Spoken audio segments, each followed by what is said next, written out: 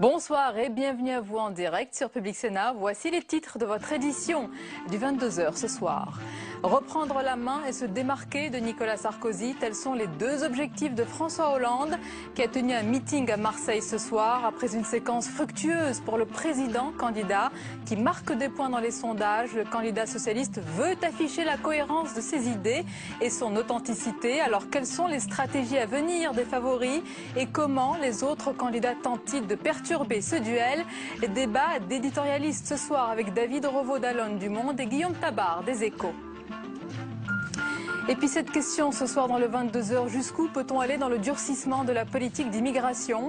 Après les propositions du candidat Sarkozy, Marine Le Pen entend bien ne pas se laisser déposséder de ses thèmes de prédilection et promet des annonces choc. Débat à suivre ce soir. Trop, c'est trop. Après avoir dépassé pour la première fois 2 € dans une station-service parisienne, le litre d'essence s'invite dans la campagne présidentielle au centre des préoccupations. Ce sujet divise les candidats. Chacun propose sa solution, mais quelle est la meilleure ou du moins la plus réaliste? Élément de réponse tout à l'heure avec notre chroniqueur Jean-Louis Gombaud.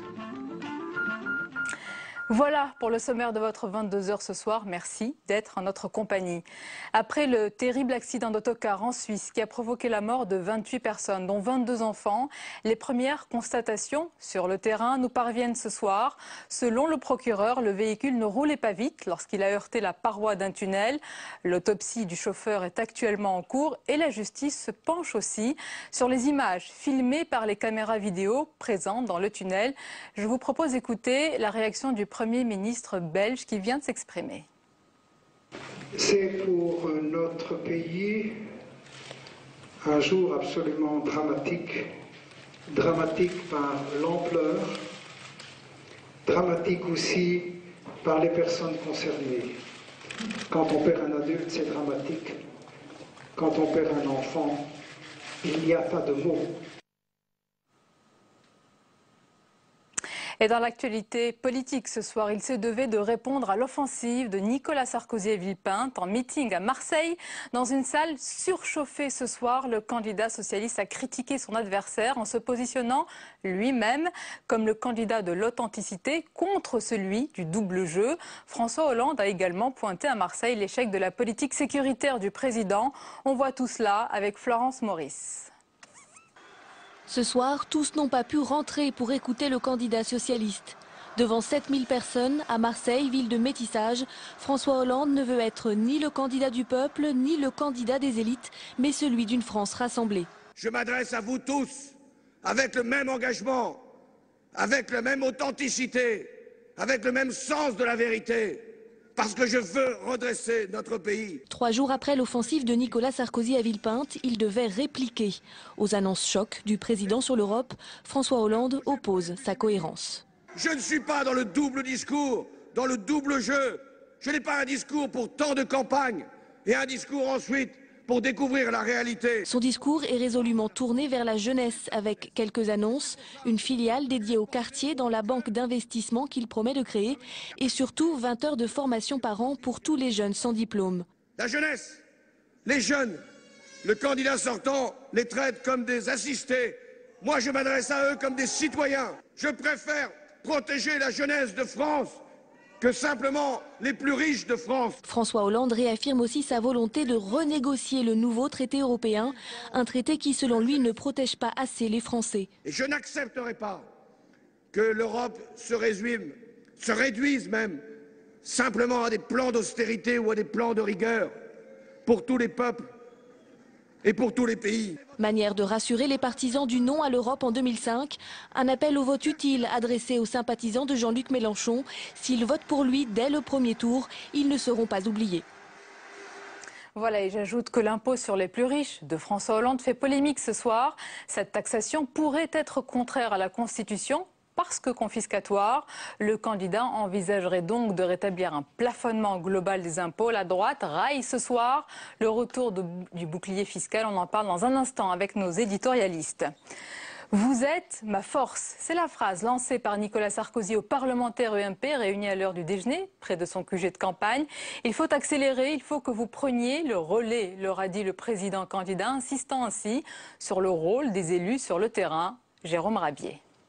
Sondage en hausse égale gaieté chez les parlementaires de la majorité. Fini les reproches des élus qui s'inquiétaient de ne pas être associés à la campagne. Le président candidat les a rassurés. Il a besoin d'eux sur le terrain. Le président en fait a dit qu'il souhaitait accélérer. Bien sûr, vous en doutez, accélération maître mot de la campagne. Une accélération bien accueillie par les parlementaires après la bonne séquence de Villepinte et les derniers sondages plus optimistes. Mais pas question de s'emballer. Je n'ai jamais fait d'excès de pessimisme quand ça n'était pas bon. Et je recommande à mes amis de ne pas faire part d'excès d'optimisme. Le président candidat s'est ensuite chargé en personne d'attaquer le Parti socialiste. Sa cible, les hésitations sur la taxation des hauts revenus. La vérité, c'est que leur programme change tous les jours. On a accéléré le changement du programme. Quand ça sera un peu stabilisé, ça sera le moment de faire le débat et les masques tomberont. Merci. Un candidat visiblement ravi de l'accueil réservé, il peut désormais compter sur l'ensemble des élus de sa majorité. Et ce mercredi, François Bayrou a détaillé son projet basé sur la solidarité. Le candidat MoDem à la présidentielle a aussi fustigé, je cite, une campagne qui ne traite aucune des questions que se posent les Français. On l'écoute. Il est un modèle de société qui est en train de naître. Et c'est d'ailleurs le seul disponible. Et ce modèle de société qui vient, c'est la France solidaire, la seule réponse possible à la crise et le seul projet possible pour après la crise. Autre candidat à présent, le candidat souverainiste à la présidentielle, Nicolas Dupont-Aignan, qui a déposé ses parrainages aujourd'hui auprès du Conseil constitutionnel. En tout, il a récolté plus de 700 signatures d'élus et se présente comme le candidat du patriotisme éclairé, serein, ouvert et tranquille. L'heure est à la mobilisation. Vous le voyez, à droite comme à gauche, les candidats appellent leurs partis, leurs élus, leurs militants à accélérer le mouvement et à ne surtout pas baisser la garde. Quoi qu'en disent les sondages, favorables ou pas, c'est donc une nouvelle campagne, dans la campagne, une nouvelle phase en tous les cas. On la décrypte ce soir avec nos invités. David Revaud-Dallon, journaliste au Monde, bonsoir. Bonsoir. Bienvenue à vous David. Et Guillaume Tabar, bonsoir Guillaume. Bonsoir, éditorialiste aux Échos. Et Luz, bonsoir Luz. Bonsoir. Caricaturiste à Charlie Hebdo qui nous accompagnera tout au long de cette édition, comme souvent d'ailleurs le mercredi, qui croquera avec malice, humour et toujours sans méchanceté, n'est-ce pas? Les politiques. Ah oui, pas de problème. Ça va changer. Donc il croquera quand même les politiques et leur travers. On va commencer, messieurs, par le dernier meeting, le plus récent. Tout à l'heure, David, diffusé sur les chaînes parlementaires, celui de François Hollande à Marseille. Quel était l'objectif ce soir du candidat socialiste? À l'origine, le candidat socialiste devait parler de la nation. Il devait faire un grand discours sur la France, ses valeurs, la République, etc. Et puis, on a vu dans ce discours qu'il y avait eu un petit changement de braquet, un net changement de braquet, je crois qu'on peut le dire, qui est évidemment dû à cette nouvelle donne, mais on va en parler, sondagière, même si pour l'instant ce n'est qu'un frémissement qui n'est pas encore tout à fait confirmé, mais c'est vrai qu'il y a eu des évolutions les 2 derniers jours dans les chiffres des sondages, et donc on a l'impression que François Hollande a un petit peu changé sa tactique. Il devait parler de la nation et finalement il s'est livré quand même dans une grande partie du discours, davantage qu'à un propos sur les valeurs, à une attaque en règle de Nicolas Sarkozy, de son bilan, de sa méthode et de ses propositions récentes depuis qu'il est entré en campagne. Donc on est plus sur la réactivation du vote utile et du référendum anti-Sarkozy que sur le discours, sur les valeurs et les propositions. Guillaume, il a esquivé, mais à un moment, il est rentré dans l'arène. Oui, d'ailleurs, il y a 2 points dans ce que vient de dire Renaud et Guillaume, David, qui sont liés, mais en tout temps étant distincts. D'une part, la réactivation du référendum anti-Sarkozy, donc capter tout le mécontentement contre le président de la République, qui viennent de gauche ou de droite finalement. Et deuxième point, le vote utile. Et là, ça vise directement Jean-Luc Mélenchon. Parce que je pense qu'aujourd'hui, le vrai problème de François Hollande, c'est que lui, il plafonne et que Jean-Luc Mélenchon progresse. Il progresse à gauche, il progresse dans les médias. C'est un peu le phénomène de cette campagne. Bon, eh bien, un Mélenchon qui est en dessous de 10, ça fait des réserves de voix sympathiques pour un candidat socialiste.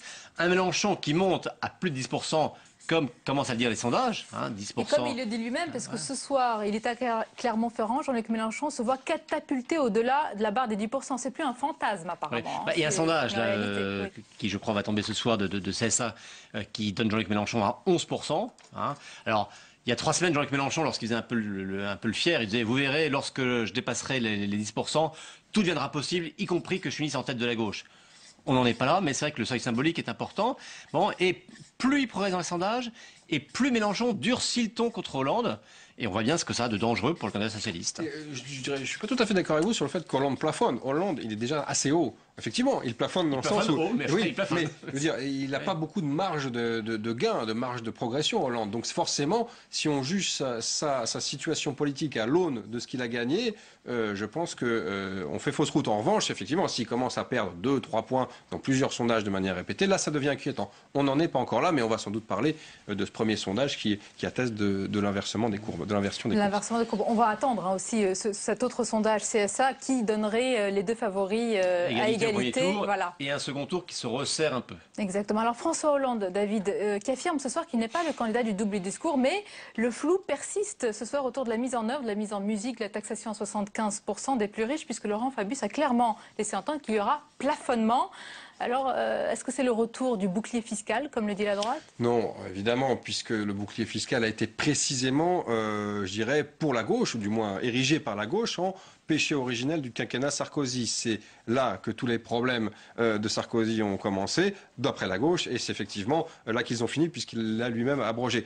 Pour ce qui est de la mesure socialiste, très clairement, on a affaire à un coup de François Hollande, qui était tactiquement un joli coup, puisque ça lui a permis d'orienter le débat il y a 15 jours autour de sa proposition, d'atténuer un petit peu l'impact de l'entrée en campagne du président. Là, effectivement, au bout de 2 semaines, ça s'est atténué un petit peu, puis surtout, on commence à lui demander des précisions sur le détail d'application de cette mesure, et c'est là que le bas blesse, évidemment. Ça traduit dans l'équipe de François Hollande. On peut quand même se demander si Laurent Fabius est le meilleur agent électoral de François Hollande. Je ne reviens pas sur son débat face à Nicolas Sarkozy, où clairement Sarkozy a dominé Laurent Fabius, mais François Hollande, vous le disiez, avait trouvé avec cette mesure que l'on peut contester sur le fond, mais en tout cas comme coup politique, sur le plan tactique, était très très bien joué, parce que c'était une mesure fortement marquée idéologiquement et qui surtout était claire et simple. Une tranche d'imposition à 75% au-dessus d'1 million. Et là, Laurent Fabius, qu'est-ce qu'il fait? Il vient compliquer les choses, d'une part, parce qu'il parle de ce correctif.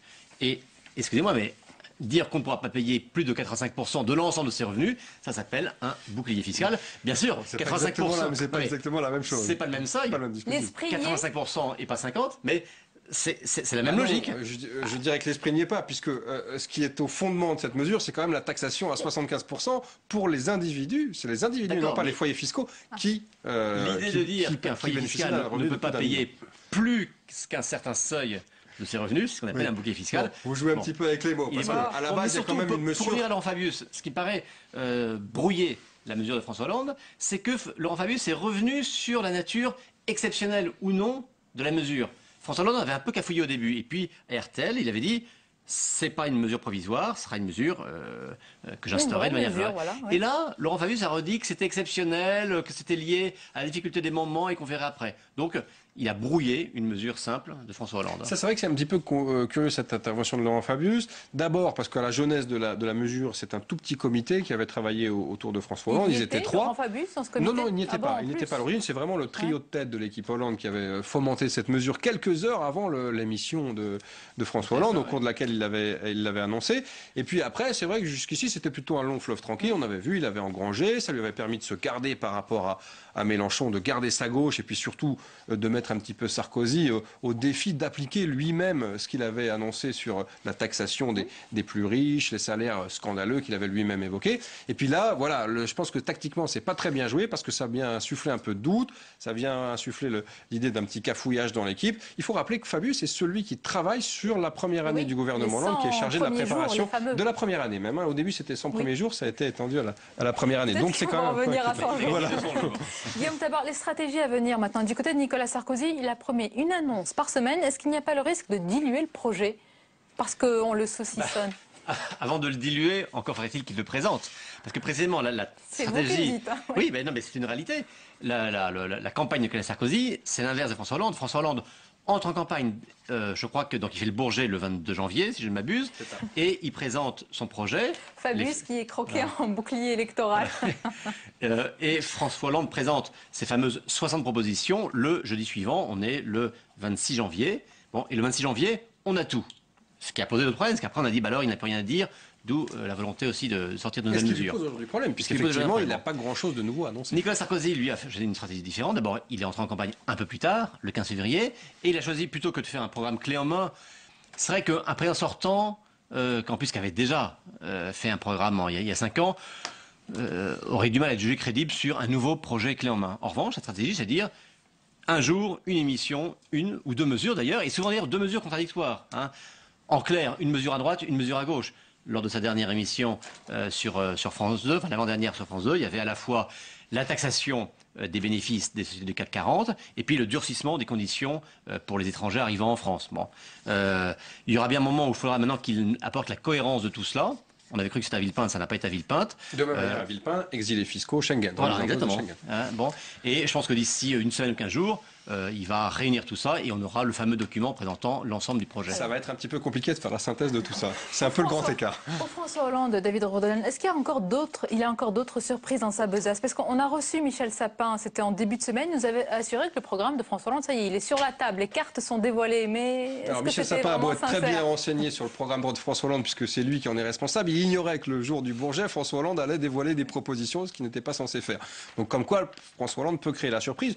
Bien sûr, il peut toujours dégainer des propositions. Ça n'est pas son genre, ce n'est pas un homme de coup, François Hollande.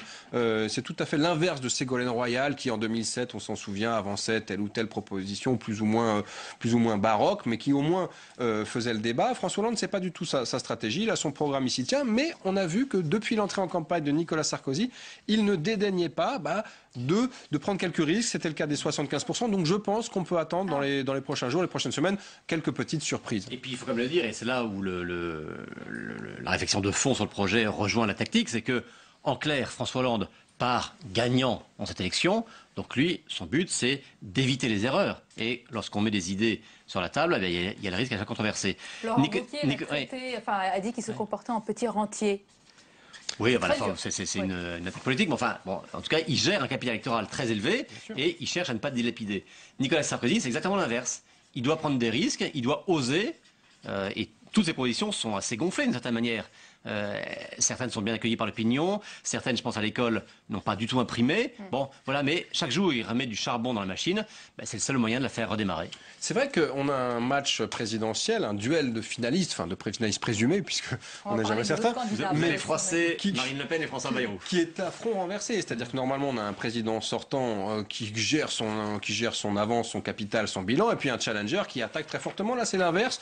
Vous le disiez, François Hollande, on peut le dire, gère son avance en bon père de famille. Il sait qu'il a 3 ou 4 points d'avance dans les sondages au premier tour, presque 15 au deuxième. Donc, pas de risque, c'est la stratégie. Certains dans son équipe l'ont théorisé. À la Rajoy, Mariano Rajoy, l'Espagnol, qui avait, lui, constaté qu'à chaque fois qu'il prenait un risque, qu'il faisait une proposition... Oui, mais à chaque fois qu'il prenait un risque et faisait une proposition, il perdait 2 points. Donc, il a totalement arrêté d'en faire. Et c'est ce qu'a appliqué François Hollande. Simplement, c'est un problème parce que là, maintenant que Nicolas Sarkozy est en campagne et qu'il dégaine, qu'il tire comme une mitraillette, une proposition par semaine, c'est une par jour, on peut le dire, hein, il va falloir que François Hollande... Un impôt par jour des deux côtés. Voilà, François Hollande doit sortir du bois et lui-même montrer un peu ce qu'il a dans sa besace. Candidats aussi, sinon ils vont nous en vouloir. À partir de demain, le casting présidentiel définitif sera connu. A priori, 10 candidats, peut-être encore quelques incertitudes. Est-ce que ce nouveau départ, avec égalité de temps de parole, peut booster certains au détriment de d'autres?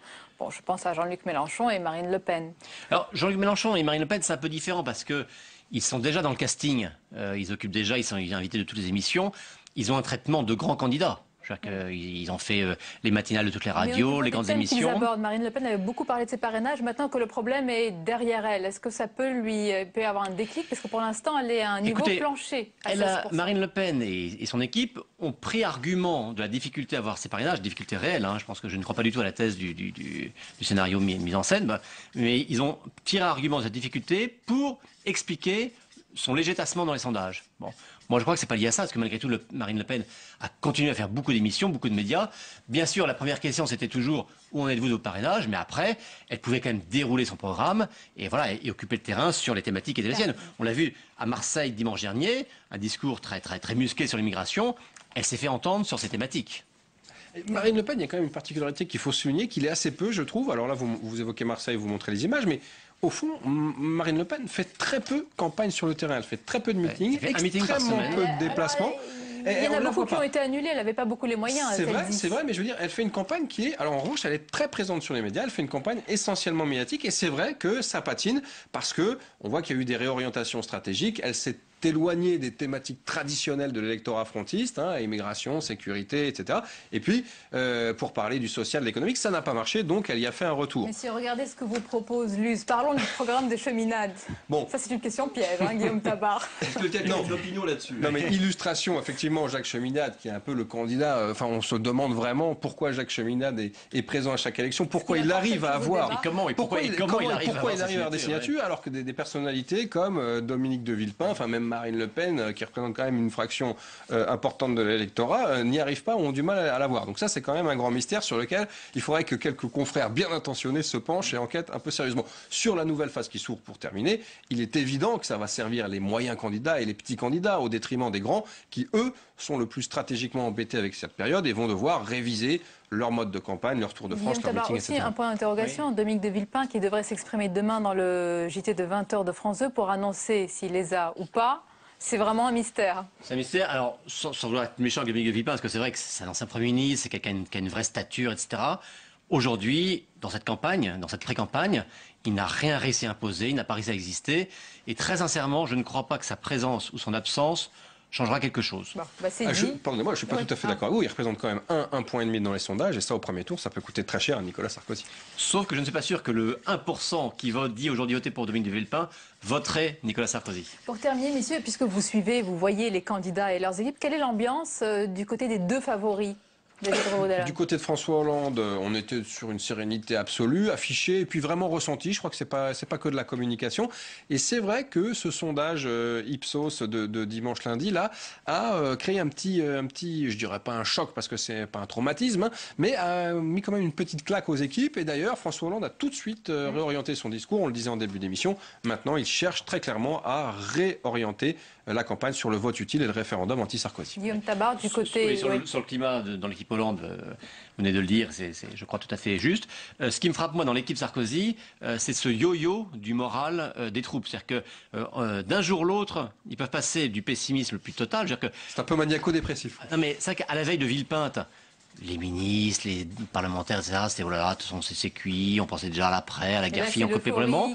Il a suffi d'une émission réussie pour dire ça y est, revient, du sondage pour dire ça y est, on a gagné, du sondage du lendemain pour dire attendez, c'est pas fait. Bon, je trouve qu'il y a beaucoup un côté un peu cyclotimique. Yo-yo, oui. Bon, qui n'est pas le cas du candidat Sarkozy. Oui. Je trouve que Nicolas Sarkozy lui-même est beaucoup plus stable dans son humeur que ses troupes. Oui, mais dans ses déclarations, pas forcément, parce qu'on voit qu'il annonce que s'il est battu, il arrêtera la politique. 2 jours plus tard, il est regonflé à bloc. On n'arrive pas très bien, dans ses déclarations publiques, du moins, à situer quel est le moral du candidat. On peut dire en conclusion que les candidats, finalement, ils disent qu'ils ne commentent pas les sondages, mais ils les regardent de très, très, très près. C'est dit. Merci beaucoup, messieurs, d'avoir commenté avec nous cette nouvelle campagne qui s'ouvre donc avec demain, finalement, le casting présidentiel qui sera définitif. La suite du 22h, et nous allons évoquer à présent l'un des thèmes qui s'impose dans cette campagne. Il s'agit de la politique de l'immigration en France. Les deux candidats, Nicolas Sarkozy et François Hollande, se sont emparés du sujet. Leurs visions sont différentes. Alors, que proposent-ils concrètement? On voit tout cela avec Sophie Normand. François Hollande relance le débat sur l'immigration. Il promet de mettre fin à la rétention des enfants d'immigrés dès son entrée à l'Elysée. Ferme sur la question de l'immigration illégale, le candidat socialiste est plus flou en matière de propositions. Il s'engage néanmoins à accorder le droit de vote pour les élections locales aux étrangers résidant légalement en France depuis 5 ans, à créer une carte de séjour pour les étudiants étrangers et à supprimer la circulaire Guéant pour fixer chaque année le nombre d'immigrés économiques. Un point commun avec Nicolas Sarkozy, la réduction de l'immigration légale. Mais François Hollande n'est pas prolixe sur le sujet. Le président candidat, lui, donne des chiffres et veut diviser par 2 le nombre d'entrées régulières d'étrangers. Autre proposition phare, restreindre l'accès des étrangers à certaines prestations sociales, notamment le RSA et le minimum vieillesse. Enfin, dernière sortie en date de Nicolas Sarkozy sur la question de l'immigration, il menace de sortir la France de l'espace Schengen, une proposition qui continue d'agiter le Parlement européen. Et pour évoquer ce sujet important dans cette campagne présidentielle, 2 invités ce soir. Je vous les présente avec plaisir. Martine Billard, bonsoir. Bonsoir. Bienvenue à vous. Vous êtes coprésidente du Parti de gauche. Avec nous également Geoffroy Didier, bonsoir. Bonsoir. Secrétaire national de l'UMP et membre également de la cellule riposte du candidat Nicolas Sarkozy.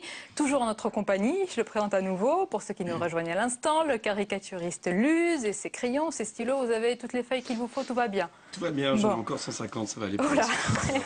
On va faire vite. Alors, L'immigration, Geoffroy Didier. Déjà, est-ce que pour vous, l'immigration est avant tout un problème ou au contraire une opportunité et peut-être même une chance? Comment vous l'appréhendez? Comme l'a dit Nicolas Sarkozy, l'immigration peut être un atout, comme l'immigration peut être un problème. Tout dépend de la maîtrise des flux migratoires. Depuis 2007 et depuis la création d'ailleurs du ministère de l'immigration que Nicolas Sarkozy avait appelé de ses vœux pendant la campagne présidentielle, eh bien, nous maîtrisons beaucoup mieux les flux migratoires. Donc l'immigration, à partir du moment où elle est maîtrisée, elle n'est pas un problème et la maîtrise de l'immigration doit dépendre aussi de nos capacités d'accueil et bien sûr qu'en période de crise économique, les capacités d'accueil ne sont pas les mêmes. Même question, Martine Billard? Je trouve que c'est une question un peu... Elle se pose aujourd'hui. Elle se pose parce que certains veulent la poser. Parce que finalement, je crois qu'il faut déjà... Pensez que les Français ne se la posent pas? Je pense qu'il faut surtout se poser la question de pourquoi est-ce qu'il y a des migrations sur la planète. Parce qu'il ne faut pas oublier qu'il y a aussi beaucoup de Français qui quittent la France pour aller ailleurs. Donc est-ce que les Français qui s'installent ailleurs et qui donc sont dans ces pays où ils s'installent des immigrés, est-ce qu'ils sont un problème? Je crois que nos compatriotes n'aimeraient pas être traités de problème. Donc je pense que oui, la nature humaine fait que les êtres humains circulent. Alors le problème est de savoir s'ils circulent uniquement parce que c'est un choix de vie à un moment donné ou si parce qu'ils n'ont pas d'autre solution. Il ne faut pas oublier qu'aujourd'hui, les plus grandes migrations ne concernent absolument pas l'Europe, mais concernent les pays du Sud, les pays pauvres. Pour revenir à la France et à ceux qui viennent en Europe et en France, est-ce que vous considérez qu'il n'y a pas de problème, par exemple, sur les frontières en Europe?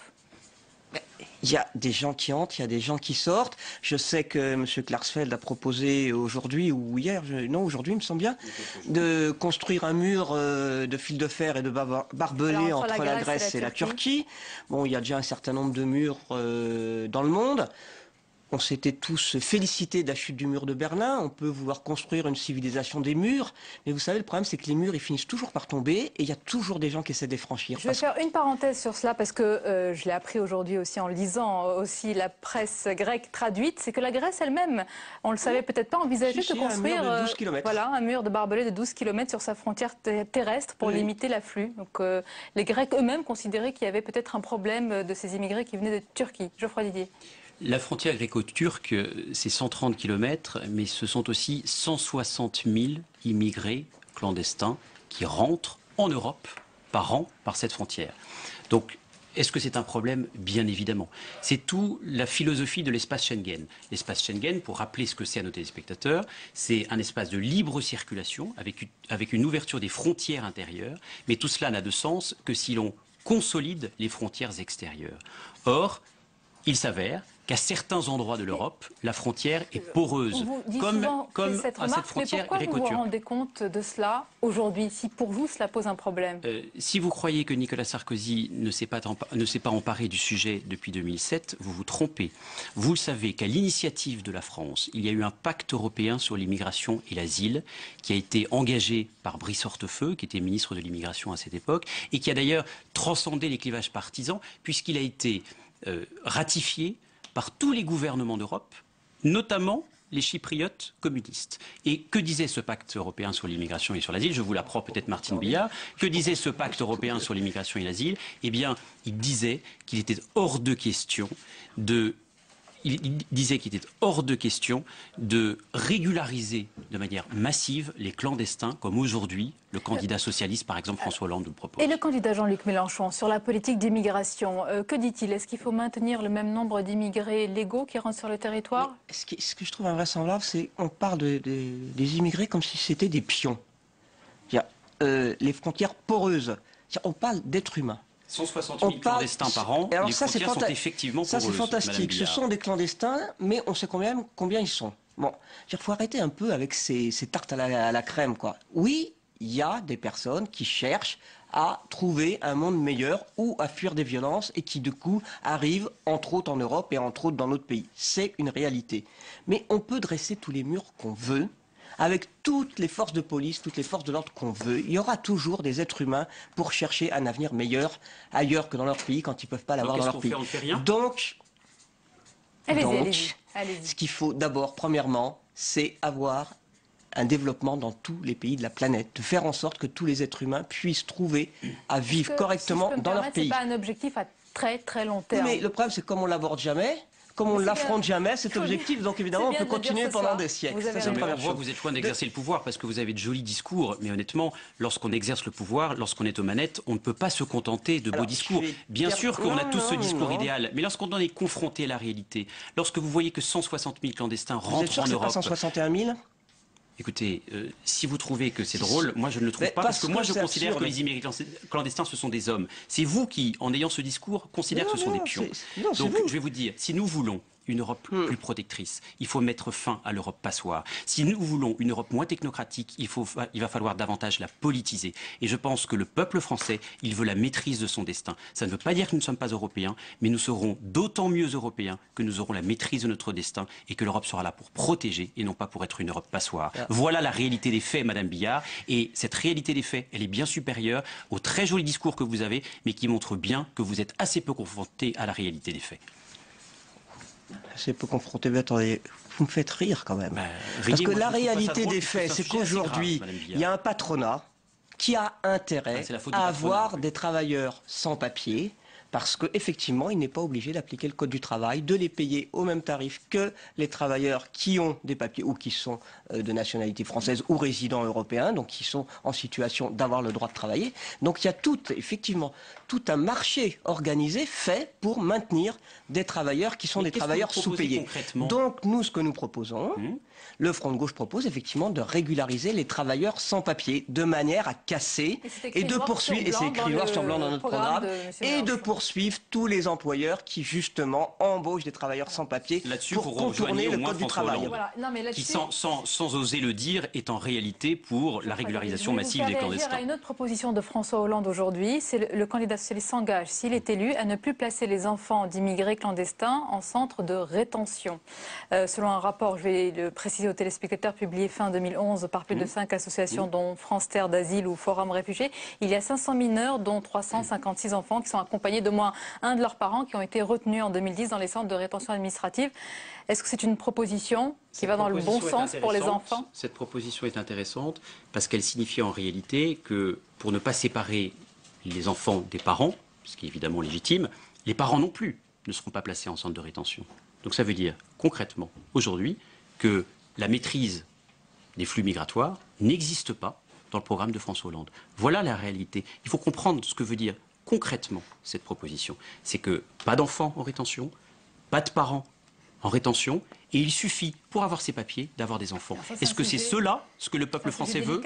Mais attendez, c'est un sujet important, mais soyons très précis sur ce que ça signifie. Est-ce que c'est cela, ce que le peuple de France veut? Je ne le pense pas. Ce qu'il faut savoir d'abord, c'est qu'aujourd'hui, par rapport au nombre de personnes placées en rétention, un certain nombre, le nombre qui est expulsé est finalement assez minime. Ce qui prouve bien que ce n'est pas le fait de placer les gens en rétention qui règle les problèmes d'expulsion. Que les reconduites, la majorité des reconduites sont liées soit à des populations des pays d'Europe qui n'ont pas encore la possibilité de s'installer, par exemple les Roumains, par exemple les Bulgares, et eux donc ils sont expulsés, ils reviennent, ils sont réexpulsés, donc effectivement on fait monter les statistiques, soit aux expulsions en provenance des DOM-TOM, la Guyane ou les Comores. Donc en fait le chiffre des expulsions est bien plus faible que le chiffre des expulsions à partir de la métropole est bien plus faible que ce que dit le gouvernement. Donc vous avez un organisme qui recense les reconduites qui est plus fiable que celle du ministère de l'Intérieur? Vous savez, ça s'appelle donner une erreur par omission, ce que vous êtes en train de dire. Parce que vous ne dites pas comment se... Il y a un organisme du ministère de l'Intérieur qui recense le nombre de reconduites, et puis vous, Madame Billard, vous avez un autre organisme de recensement inconnu au bataillon, mais qui permet effectivement de... Vous avez mal écouté ou vous êtes de mauvaise foi? J'ai dit que dans ce chiffre... J'ai dit que dans ce chiffre... Voilà, j'ai dit que dans ce chiffre, une bonne partie venait soit des expulsions en Guyane, soit des expulsions en Comores, soit des Roumains et des Bulgares expulsés. Pour finir, vous avez une vision très différente. Est-ce que vous pensez... écouter les mots. Est-ce que vous pensez que ce thème dont on parle ce soir et qui semble intéresser les Français, en tout cas selon les enquêtes. Le halal aussi, paraît-il. Il suffit de le mettre sur le devant de la scène, ça intéresse après. Est-ce que vous pensez que... Je peux poser une question. Geoffroy Didier, s'il vous plaît. Oui, je vais vous laisser réagir.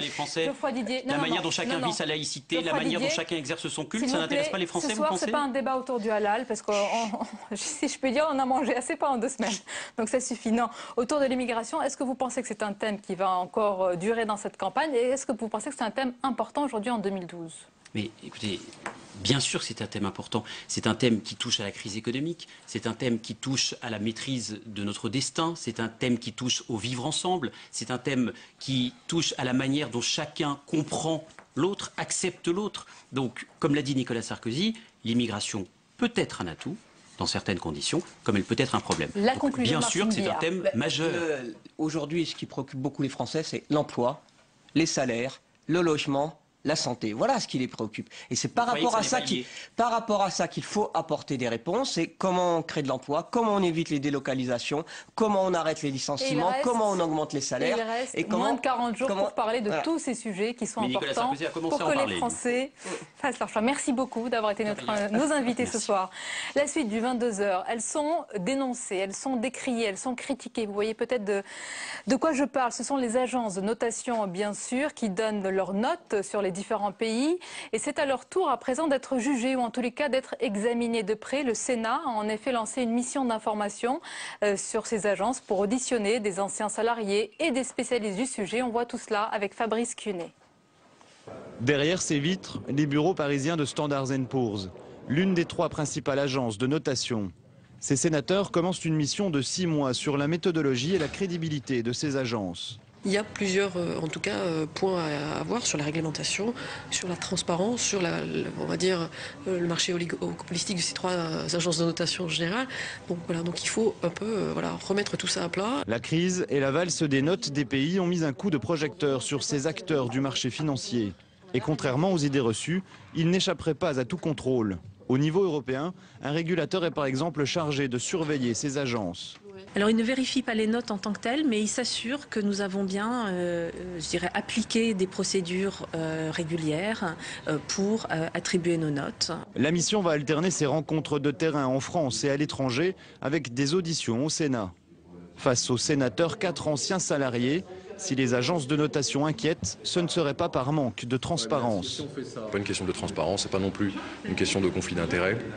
C'est davantage la manière de travailler et ce qu'on attend des agences. Je crois qu'on en attend trop. S'ils reconnaissent des dysfonctionnements, une mauvaise note serait d'abord la responsabilité des États. Je pense qu'il ne faut pas transformer les choses. Il faut voir qu'il y a des États qui, depuis 10-20 ans, ont décidé de laisser filer les finances publiques et donc se retrouvent dans une situation dans laquelle, effectivement, ils sont dépendants de leurs investisseurs, de leurs créanciers et des agences de rating dans la mesure où elles portent un jugement. Reste que les agences de notation n'ont pas vu venir la crise des subprimes aux États-Unis, par exemple, que seules 3 agences se partagent l'essentiel du marché. Ce sont ces failles du système que le rapport de la mission voudra corriger. Et la dernière page du 22h, elle sera économique ce soir, mais c'est un sujet qui nous concerne tous. Le prix du litre d'essence. Après avoir dépassé pour la première fois 2 € dans une station-service parisienne, le litre d'essence s'invite dans la campagne. Au centre des préoccupations, ce sujet divise les candidats. Chacun propose sa solution. Mais quelle est la meilleure, ou du moins la plus réaliste? On en parle avec Jean-Louis Combeau. Bonsoir Jean-Louis. Bonsoir Sonia. Alors, plusieurs propositions Jean-Louis. La plus réaliste peut-être? Alors la plus réaliste, aucune ne sont réalistes en réalité. D'ailleurs, même M. Obama est enquiquiné sur cette affaire d'essence, bien que le prix de l'essence aux États-Unis soit de 2 fois inférieur à ce qui existe en France. Et il y a assez peu de taxes sur l'essence aux États-Unis. Parce qu'en France, le problème, c'est la taxe, c'est 60% du prix. Alors, comment faire baisser les prix de l'essence quand on ne maîtrise pas le pétrole? Il faut faire baisser les taxes. Alors, Madame Le Pen, aujourd'hui, nous a dit, moi, je vais baisser la TIPP de 20 centimes. Mais d'accord, 20 centimes, mais c'est 10 milliards. Où est-ce qu'il y a 10 milliards qui vont manquer dans le Trésor? Monsieur Hollande a 2 propositions. Il nous dit d'un côté, je vais bloquer le prix de l'essence pendant 3 mois. Effectivement, il a tout à fait le droit. Le Code du commerce l'y autorise dans la mesure où il y a une situation exceptionnelle. Mais comment bloquer le prix d'une marchandise, de l'essence, qui est fabriquée avec un pétrole qui bouge? Donc ça, c'est un peu compliqué. Ensuite, il nous dit, je vais vous faire refaire la TIPP flottante de M. Jospin. C'est pas idiot du tout, sauf que si l'État ne veut pas perdre d'argent, c'est-à-dire qu'au fur et à mesure qu'il baisse sa TIPP parce que le pétrole augmente, il faut bien qu'à un moment ou un autre, le pétrole baisse pour pouvoir récupérer son argent. Or, le pétrole, en réalité, n'arrête pas de grimper. Quant à M. Sarkozy, il donne lui un conseil très pratique, c'est très sarkozien. Il dit, écoutez, essayez de trouver la pompe à essence la moins chère. Le problème, c'est si je dépense 10 centimes de plus d'essence pour trouver de l'essence 5 centimes moins chère, c'est quand même pas très intéressant. Alors, ce qu'on pourrait faire, vous demandez la la bonne méthode. On tourne un peu autour du réservoir ou du pot, si vous voulez. Parce que ce qu'on pourrait faire, c'est, par exemple, baisser la TIPP. La Commission européenne impose une TIPP minimum pour pas qu'il y ait trop de concurrence entre les frontières. Et nous, on est très élevé. On pourrait la mettre au niveau minimum, mais là aussi, on perd de l'argent. Ensuite, il y a un problème qui est un peu particulier en France, c'est que le prix de l'essence et la TVA sur l'essence est calculée TIPP comprise. Donc, on paye un impôt sur l'impôt, donc ce qui est un peu grotesque. On pourrait, mais là aussi, il y a une perte d'essence. Donc, on s'en sort pas. En un mot, Jean-Louis, si c'est possible, quelles sont les conséquences? Les conséquences, c'est un prélèvement. Donc, c'est un produit obligatoire. C'est un prélèvement, donc vous diminuez la demande globale, c'est récessif. Ensuite, ça augmente les prix. Et puis, il y a un petit détail en plus, c'est que on assiste à un développement des vols d'essence, des camionneurs qui se font pomper leur essence. Sur 1000 litres, vous gagnez 1400 € de diesel. On estime que les vols d'essence ont augmenté de 20% sur un an, c'est-à-dire encore plus que le prix de l'essence lui-même. Merci beaucoup Jean-Louis. Regardez, Luz est inspiré même sur l'essence. Paraît que Le Pen et Sarkozy vont taxer l'essence halal. Toujours le halal qui nous poursuit ce soir. Oui, d'ailleurs ça nous saigne. Merci Jean-Louis. Tout de suite, tout ce qui vous a échappé dans le reste de l'actualité. C'est le tour de l'info de Cécile Sixou. Vous allez voir avec une vidéo inédite ce soir sur Jean-Luc Mélenchon qui fera sans doute le buzz dès ce soir ou demain sur le net.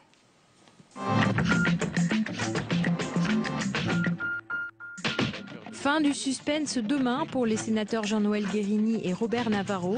Le Sénat doit se prononcer sur la levée de leur immunité parlementaire. La justice en avait fait la demande fin février. Ils sont tous les deux mis en cause dans des affaires de marchés publics pour l'un et d'abus de confiance pour l'autre. Si demain le bureau du Sénat approuve la procédure, les deux parlementaires socialistes ne seront plus protégés par leur mandat. Après Homs, l'armée syrienne reprend ce soir le contrôle d'un autre fief rebelle, celui d'Idleb dans le nord-ouest du pays, une ville où auraient disparu 2 journalistes turcs en reportage. Réaction à l'étranger également, la Russie, jusque-là soutien du régime de Bachar al-Assad, a pour la première fois émis des réticences. Sergueï Lavrov, le ministre des Affaires étrangères, déplore le retard pris par Damas dans les réformes. L'invitation est lancée. Nicolas Sarkozy a proposé aux salariés de Florange de les recevoir lundi prochain à l'Elysée. Pour le moment, les syndicats de la Syrie réservent leur réponse. Pris de court par le président, ils avaient prévu un déplacement à Paris demain. Ils comptaient faire le guet devant le QG du candidat. Toutefois, Nicolas Sarkozy en campagne n'avait pas prévu de s'y rendre. Et donc, je rencontre Hollande, je lui dis, moi, c'est fini, tu fais ton truc tout seul, tu mets le score que tu veux, parce que moi je participe pas à ton truc, oh allez, tu vas pas... Sans rougir et sans hésiter, Jean-Luc Mélenchon raconte dans cette vidéo comment, dans son passé socialiste, il négociait avec François Hollande les résultats des élections internes du PS. Et apparemment, cette fois-là, ça s'était mal passé avec le chef de file socialiste.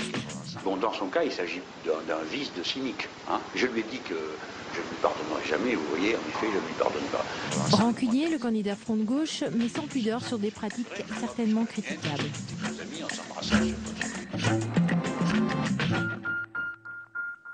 Et on va clore ce journal à présent avec les hebdomadaires à retrouver dans vos kiosques dès demain. Et d'abord, le point avec les bonnes feuilles du livre à paraître demain de François Bayrou. La France solidaire, un titre au slogan avec un programme ambitieux, Réveiller la France. À noter aussi toujours dans le point un entretien de Nicolas Sarkozy qui fait déjà couler de l'encre autour notamment de sa volonté d'imposer les géants du net en France. Ce qui a provoqué ce soir la protestation de Google, tandis que l'équipe de François Hollande a rappelé qu'il avait enterré une telle taxe au Parlement. Le Nouvel Observateur qui titre sous un tout autre sujet, les pervers narcissiques. Et oui, Jean-Louis, ça existe. Qui sont-ils et comment leur échapper au bureau, dans le couple, en famille? Et aussi à noter une enquête sur le diable rouge qui surgit de sa boîte. Il s'agit de Jean-Luc Mélenchon et son irrésistible ascension. Merci Luz de nous avoir accompagnés sans méchanceté finalement, toujours avec humour et malice, je note. Et merci beaucoup Jean-Louis Gombault. C'est la fin de ce journal. Restez avec nous à suivre votre émission Déshabillons-les autour justement de François Bayrou. Belle soirée, on peut le dire avec ces températures, douce soirée, à demain.